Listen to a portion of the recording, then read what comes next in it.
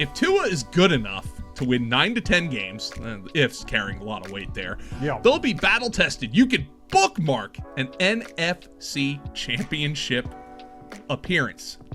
All right.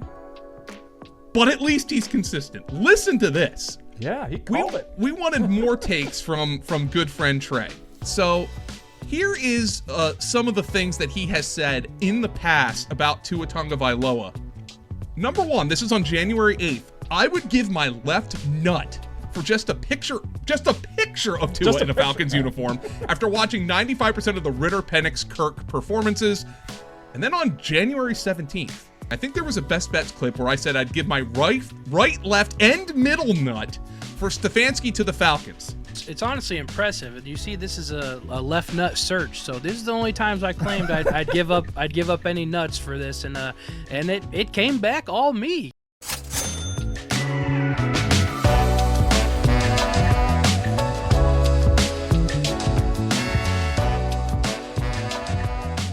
Welcome back to the Best Bet Show at Fantasy Points, and of course the Fantasy Points betting YouTube channel just launched. We want you to subscribe to that channel so you can get all of our off-season betting content. Free agency is rolling on, Tom Brolley. Good friend Trey behind the glass. He might join us a little bit later for a hot take that he's got.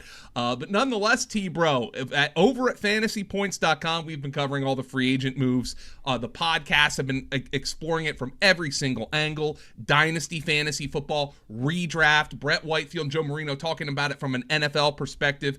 And then, of course, us guys here talking about what's actually moved the betting markets. We got it covered for you at fantasypoints.com. Of course, use the promo code BETS26 for listeners. And there's a promo code for you YouTube watchers as well. T-Bro, I mean, it's been... Well, I would like to say it's been an exciting 3 days. It was more like an exciting 6 hours of free agency moves, but that was until an absolute bombshell dropped on Tuesday evening.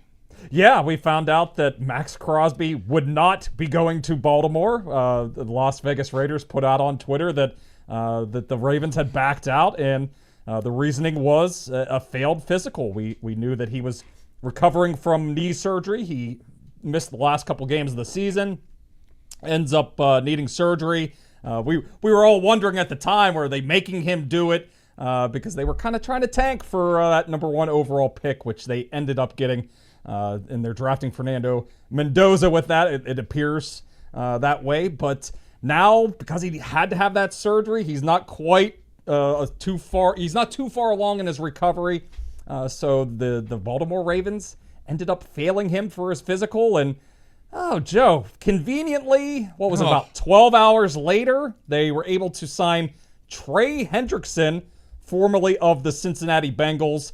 His market had kind of cratered a little bit. He was expected to be one of the top edge defenders, and we saw, he was one of these few guys, one of these impact players that was still out there on the market after Monday, that chaotic Monday that we had once the tampering period opened up. So a lot of conspiracy theories are running rampant right now. That Baltimore just got a little bit of buyer's remorse and wanted to keep those picks, and maybe they could get a replacement for Maxx Crosby, a little cheaper, a little more affordable. You don't have to give up the draft picks.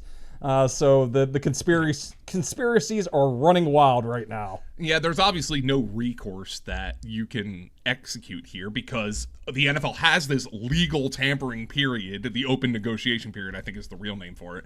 Yeah. And like the idea is that you can't consummate a deal within this window. You can only express interest. It's the flirtation period, right? Not that I have any clue on how to do that anymore. But nonetheless, T-Bro, the Ravens, in an unbelievable twist of fate here with the Maxx Crosby deal, their Super Bowl odds actually went from plus 950 to plus 900 after the Trey Hendrickson signing. So the plus 950 was presuming that Maxx Crosby was going to be a Raven.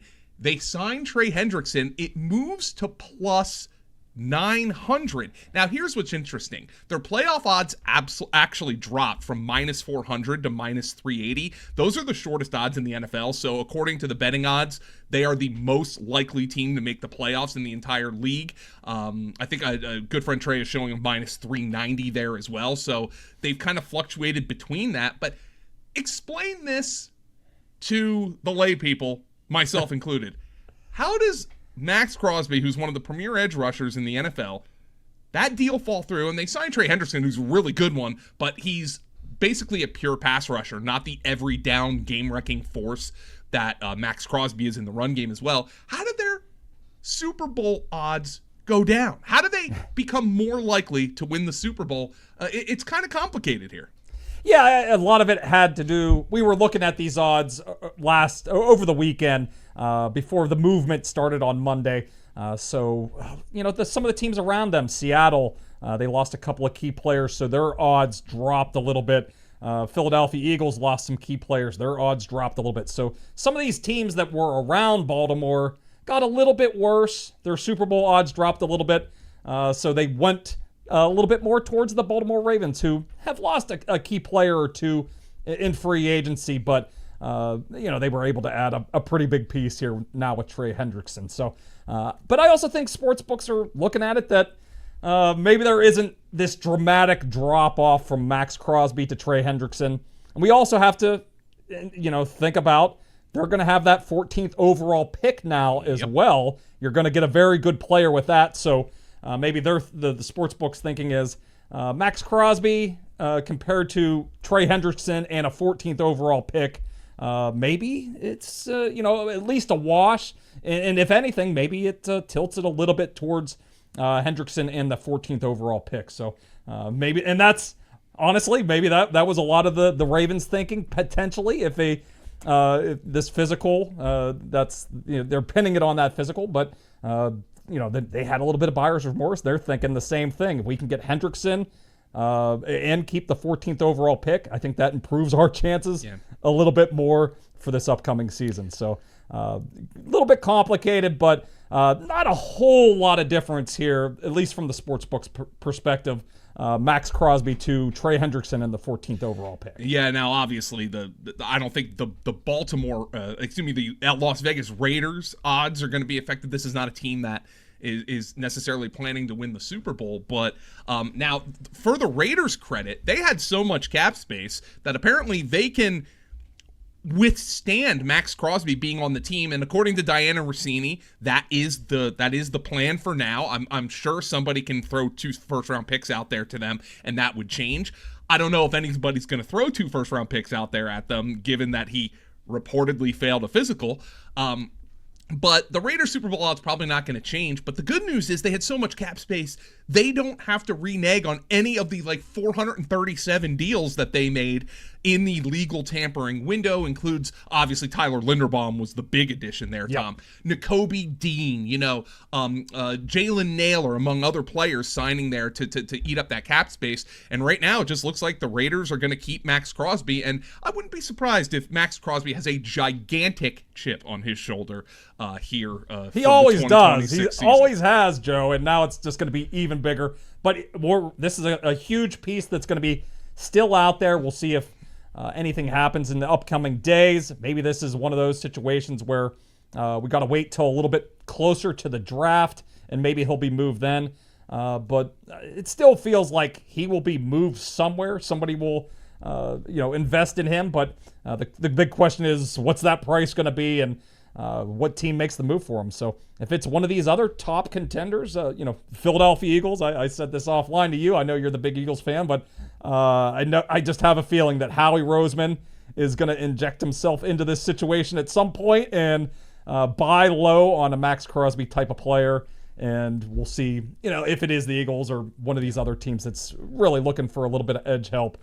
Those odds will probably be going down in the near future. I still think Crosby is playing for another team at this point, but Not right now. We got to wait a little bit to see if another deal comes together. Yeah, so there's no reason for the Raiders to like sit back and say, "Hey, we're still open for business" at this point, right? Like with that completely distressed asset that they have there. The Raiders also trading away Geno Smith. We knew that was going to happen.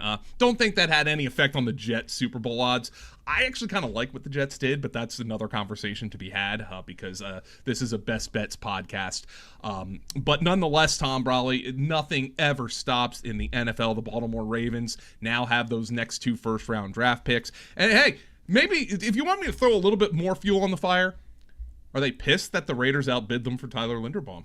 Yeah, maybe there's a little animosity about that. They gave him a lot of guaranteed money, and hey, it's the Ravens' fault. They could have given him the 5th-year extension last spring and decided not to. And Linderbaum goes out there, gets the big check from the Raiders, and I'm sure a lot of teams. This, even if it is on the up and up here, Baltimore is going to be.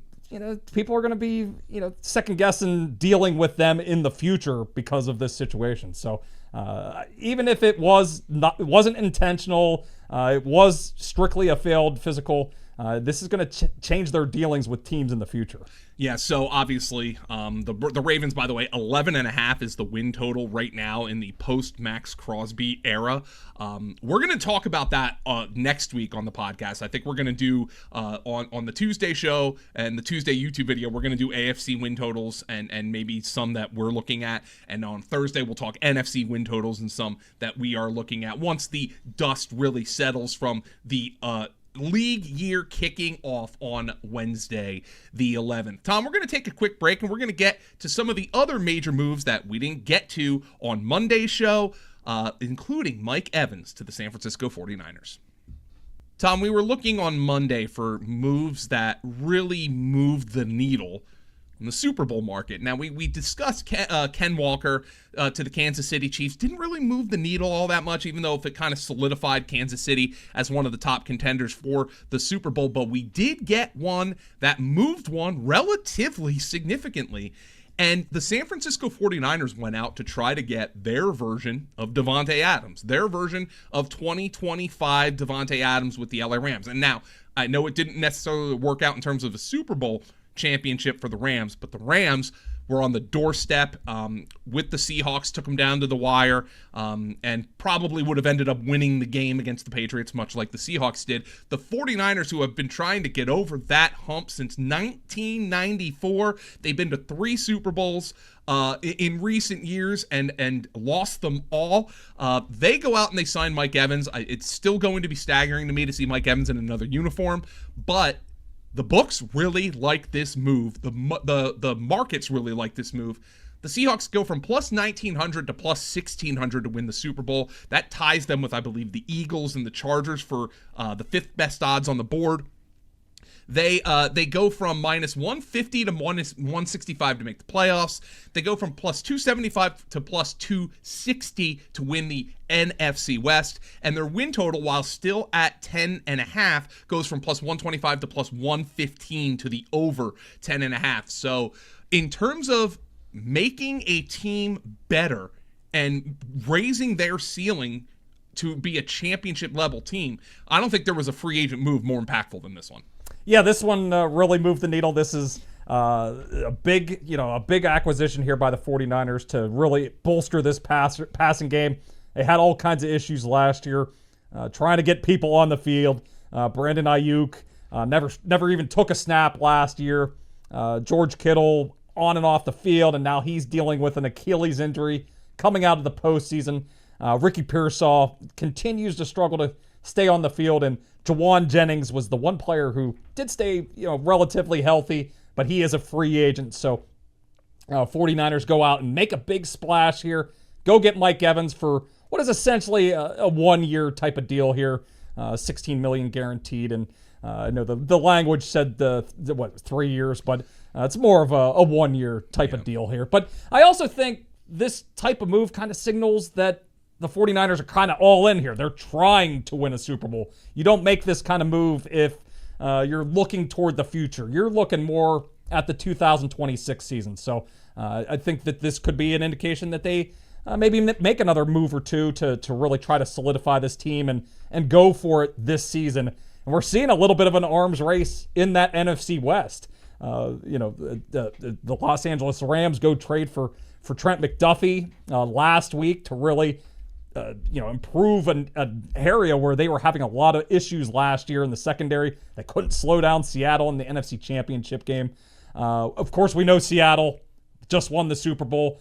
They're going to be right there in the mix again. So San Francisco knows that if they want to compete, they have to keep improving this roster. So go out and get Mike Evans, and the books are really respecting that move and dropping their odds here a little bit, moving through the first couple of days of free agency. Yeah, by the way, just getting some news immediately as we're recording here from Adam Schefter. The 49ers have signed Jake Tonjes to a 2-year contract. Now, he was a restricted free agent, and with the situation with George Kittle, we always expected him to sign. But a 2-year deal for Tonjes that's going to be pretty impactful from a fantasy standpoint, at least for the first month of the season. Not going to do anything to the Super Bowl odds, but obviously that is a player who is going to help them win some games, Tom. And Mike Evans, from an effectiveness standpoint, look, I mean, he's still one of the best separators in the NFL, and I think you even made a comparison to him in your free agency article up at fantasypoints.com. Use code BETS26 or the YouTube code that's on the screen. You made a comparison to Davante Adams in terms of separation. These are guys from the same draft class, 2014. By the way, that is the same draft class as Football Johnny Manziel. Wow. That's how long these guys have been around. An incredible run for those guys, but they're still two of the best separators in the league. Yeah, we track that over at Fantasy Points Data. Our ASS metric, average separation score. He was behind only Davante Adams, and both those guys actually ranked ahead of Jackson, Smith, and Jigba. So the old guys are still playing well, and we know that Kyle Shanahan, he can help create separation with his schemes and his ability to draw up plays and help his receivers and help his quarterbacks by giving them a little bit more free room to operate as receivers. So not only can he do it on his own, but now he gets to play in a Kyle Shanahan system where he's going to be helped a little bit with getting a little bit of extra separation. So the fit is, it seems perfect here in San Francisco. So very excited to see just where this goes. And hopefully Mike Evans can actually stay healthy, though. That is the one thing that we're concerned about here. Has had some hamstring issues recently. Had the collarbone injury. That was kind of a fluky injury. Got hit the ground really hard on a downfield target. So I'm not worried about that, but a little bit more worried about these soft tissue injuries. But when we're looking at Super Bowl odds, they're not going to be baking in that Mike Evans is going to miss 4 or 5 games. They're looking at the best possible outcomes, and whenever Mike Evans is out in the field, he's still one of the better receivers in the league. So that's why those odds have, they've you gotta pay. You're not getting those longer odds here at plus 1,900. Now they're down to plus 1,600 for the 49ers to win the Super Bowl. Yeah, what's the substation, the electrical substation everybody's Oh, talking gosh. about. Like the some of the people think that's one of the reasons the 49ers are hurt all the time. By the way, also one of the best separators in the league. In like the 4 times he's played an NFL game, Ricky Pearsall is one of the best. So if the 49ers have their guys out there, they have guys who can separate. As we record, Juwan Jennings still on the open market as well. They could always decide to bring him back, given that they are expected to release Brandon Ayuk. Never a dull moment in the Bay Area when it comes to the San Francisco 49ers. That is for sure. Tom, a move that everybody expected to happen that involves a team locking in its starting quarterback is Daniel Jones signing with the Indianapolis Colts. It's a 2-year deal that essentially gives them about $50 million guaranteed, somewhere in that range, which is not like that much for a starting quarterback. Obviously, there are people out here hand-wringing about this, and I think for good reason. Why would you do this if you could get Kyler Murray for the league minimum because Kyler Murray got released? And I understand that, but this was something that the Colts apparently were really committed to doing. They decided to prioritize both Alec Pierce and Daniel Jones, and they get both of those deals done. Nonetheless, though, Tom, the books decided that the Colts are now less likely to win the Super Bowl. They'd go from plus 6,000 to plus 6,500. They're now plus 400 to win the division from plus 180. They're plus 180, excuse me, for plus 380 to win the division. They're plus 180 down from plus 160 for the playoffs. Their win total stayed at 8.5, but it moved from plus 115 to the over to plus 125 to the over. Daniel Jones's MVP odds were 55 to 1. They did not move as well. And that's kind of funny considering everybody and their grandmother expected the Colts to sign Daniel Jones to this new contract. But it probably has to do with the fact that in order to make room for Daniel Jones and Alec Pierce, they had to trade Michael Pittman to your Stee, which was actually a really nice move for the Steelers, quite frankly. Yeah, that's whenever you want to extend these guys and you want to keep both Alec Pierce and Daniel Jones around, gonna have to pay them the big bucks here, and they've lost a little bit of talent to keep those guys in the fold, as you said. Traded Michael Pittman to the Pittsburgh Steelers.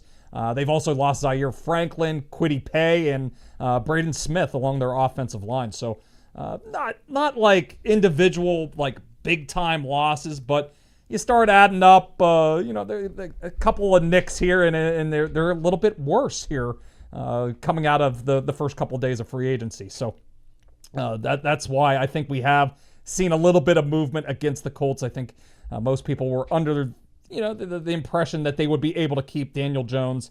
There wasn't a whole lot of exploring the rest of the free agency market. They were pretty locked on Daniel Jones the entire time.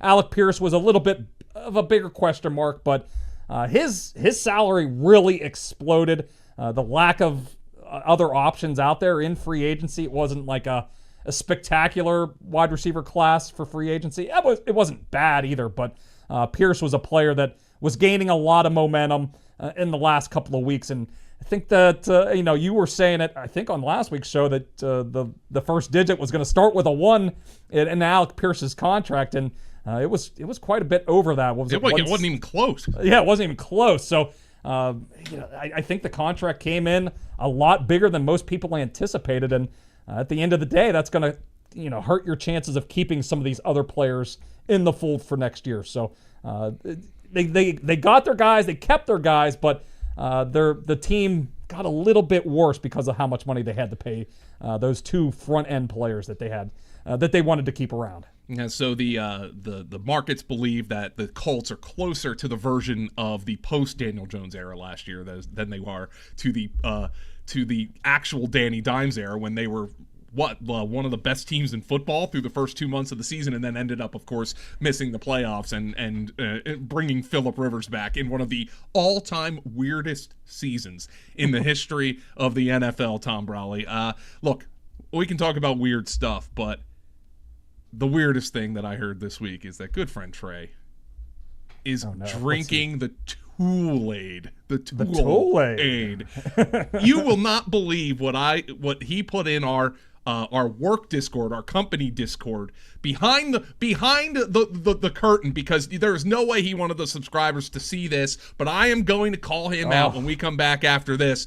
It is going to be a disgusting display of absolute homerism. I can't wait to share it with you.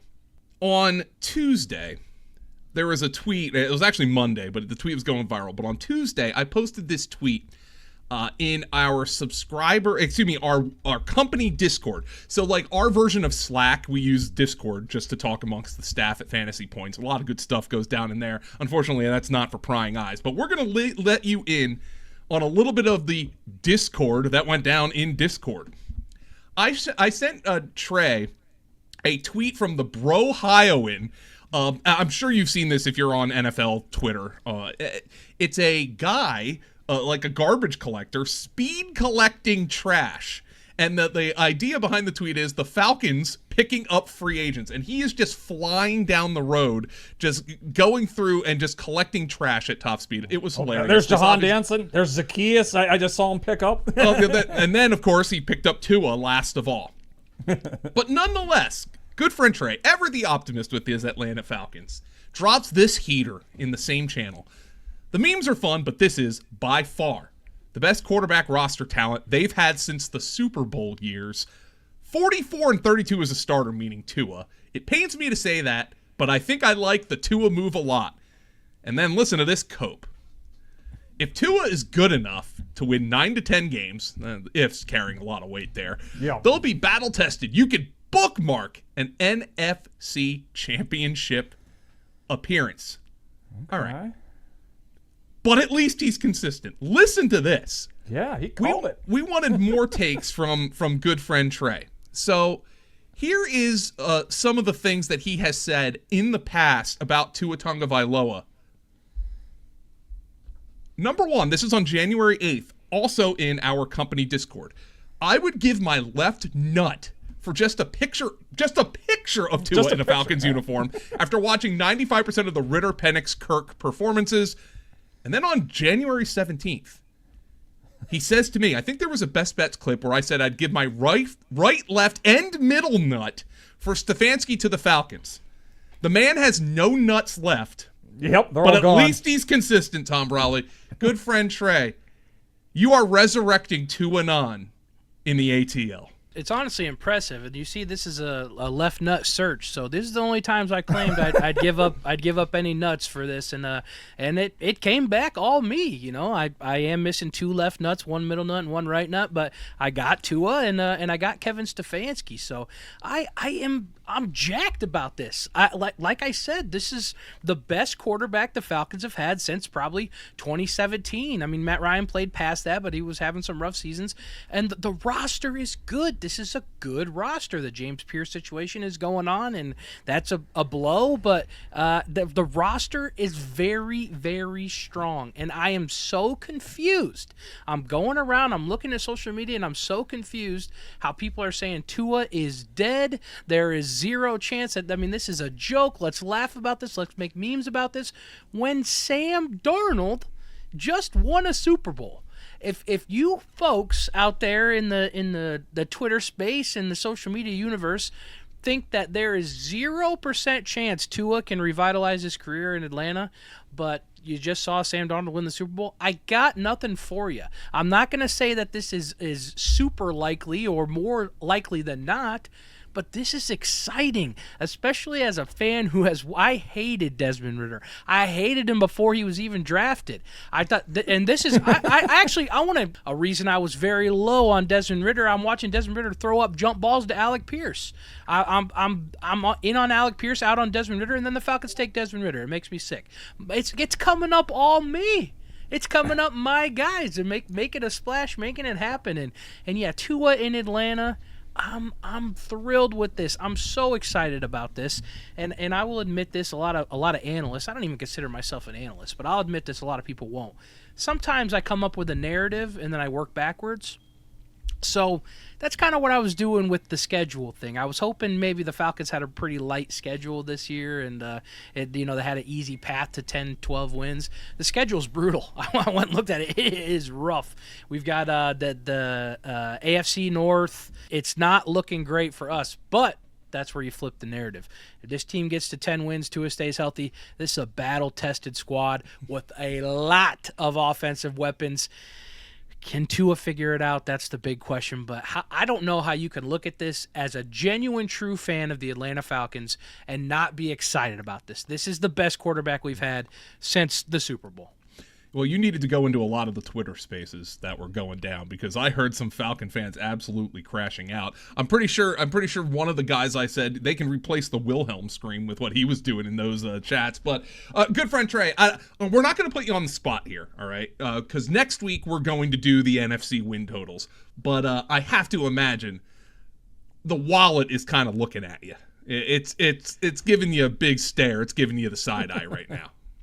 The Falcons here, they're what? They've got to be around 8 wins, 8.5 wins. I can pull this up for us here, but you did say in your message on Discord, you said NFC Championship appearance. I don't think you can bet on that. Yes, books don't put those lines up. Would you put your money on an NFC Championship?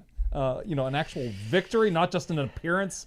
45-1. They have the second longest odds in the NFC. No respect coming from the sports books. Only Just the Cardinals, I'm guessing? Yep, only the Cardinals at 150 to 1 or longer than the Atlanta Falcons right now. So is that enticing you at all? Can you move past an NFC Championship appearance to an actual win here? Yeah, I think there's, the Rams, I think, are a strong team in the NFC, so it worries me that they're, and I'm not worried about teams like the Eagles, for example, but the Rams are a pretty good squad. I am worried that there are a couple top-heavy teams, and the 49ers made some moves too. They'll probably be back and making some noise. But I think that you could talk yourself into this pretty easily for the odds. Again, you just throw a little scratch on it, a couple shekels, a little pizza money on the bet, and reap the rewards. Can anybody argue? Like when we're talking about Kevin Stefanski joining the Falcons, people are like, that doesn't seem like much of an upgrade over the Browns. It's a massive upgrade. Are you joking? The offensive talent on the Falcons the Browns do not compare. And if they can fix these quarterback issues, this is all of a sudden a frisky team, a good team. I believe in Kevin Stefanski as a head coach. If you're a Best Bets listener, you've seen me explain it. These 11-win seasons that the Browns never get. It's harder to win 11 games with the Browns than it is to win 14 games for other franchises. He's done it twice. This guy is the real deal. We got to get Tua if he's just a little bit better than Penix, a lot better than Kirk Cousins, unless Kirk Cousins was playing the Bucs. We've been over that too, but I think you could talk yourselves very easily into them making the playoffs and making a run, given that they will be so battle tested with that seemingly difficult schedule. And I have one more thing I need to say that is not Falcons related. A few weeks ago, we made these bold Super Bowl predictions, right? Super Bowl futures. Do you guys remember who I picked? Actually, I don't. Who did you pick? I picked the Las Vegas Raiders. Okay, I blocked that out of my mind. I was gonna say. I picked the Las Vegas Raiders. Why? Because they had the cap space, they had the draft picks to make some noise. They have the coach, who's a legitimate, amazing coach. They're going to get Mendoza. And what was the pushback? What was the pushback on the Raiders situation? I'm going to guess they're going to trade Maxx entire Crosby. They're going to lose. They're going to lose Maxx Crosby. Well, guess what? They're not going to lose Maxx Crosby anymore if you believe Diana Rossini, which I don't know that I do. But they're not going to lose Maxx Crosby anymore. They're absolutely loaded up in free agency. They're getting Mendoza.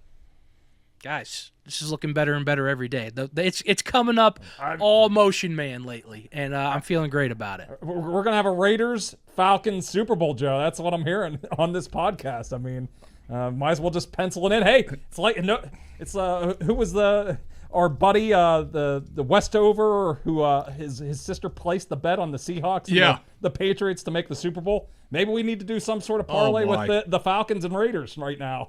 It's I think I saw it. It is 300,000 to 1. Yeah, that does not seem fair for the Raiders and the Falcons. So basically, if you put $1 on it, you win 3,000. If you put $10 on it, you win 30,000. And if you put $100 on it, and this happens, well, you're buying a new house, is essentially. So, good friend Trey, we'll see if you can possibly decide to put some actual money on this by next week. Do this for me, guys. We've been doing this podcast a long time. We're over 100 episodes at this point. I'm going to Venmo. Who should I Venmo? We're all going in on this 3 ways. So you guys tell me the amount of money for Falcons Raiders Super Bowl appearance, and we'll go 3 ways on it for the people, just to have something. I got a couple quarters in my couch. I could dig up. I'll send $5. I'll send an Abe Lincoln. We'll go 5 apiece. How's that? All right, 5 apiece for this, and then all right, lock it in. If this comes through and I get the 15,000, I'll take the 15,000. Don't get me wrong, but I don't know if that is exactly what's going to happen, Tom Brolley, for the Super Bowl in 2026. Yeah, I think I might just keep my $5, but I'd have buyer's remorse of my own if I see you guys. If I see a Raiders Falcons Super Bowl, I think I would lose my mind, but. Oh, man, that's $5 that I could use. That's like a piece of pizza or something I could get. It feels like it would be, better spent on that than this particular wager. If you don't throw the cash down, you'll be FaceTiming me and Joe while we're in Bora Bora catching some rays. Oh, it's going to be unbelievable. That's the $5. It's worth it for just the story in and of itself. We're going to tell a lot more stories here on the Best Bet Show at Fantasy Points Podcast Network. Make sure you subscribe, rate, and review on all of your favorite podcast platforms. For some ungodly reason, they're actually experimenting with video podcasts for us. And, well, for those of you who actually like looking at us, Good Friend Trey does a great job bringing up all the odds. Subscribe to our YouTube channel, Fantasy Points Betting. Just search for Fantasy Points, click on it, and then you'll see all of our channels under there. We have a Dynasty channel. We have a DFS channel that's obviously not exactly well populated at this point because, DFS doesn't really start until the summer and the NFL season. But we are going to be consistently churning out content on those brand new channels. We have a Shorts. If you'd like to watch the Shorts, we've got that. Everything to get you through the off season. The NFL draft is coming up. All of that stuff will be covered from every angle. Short term, long term, NFL angle, and of course the betting angle. That's what we do here on Fantasy Points Betting. His name is Tom Brolley, and the no nut man from Iowa. Good friend Trey, the motion man. This has been a fun edition of Best Bets. We'll be back next week to talk NFC and AFC win totals. I'm excited for it, and I hope you are too. Have a good one.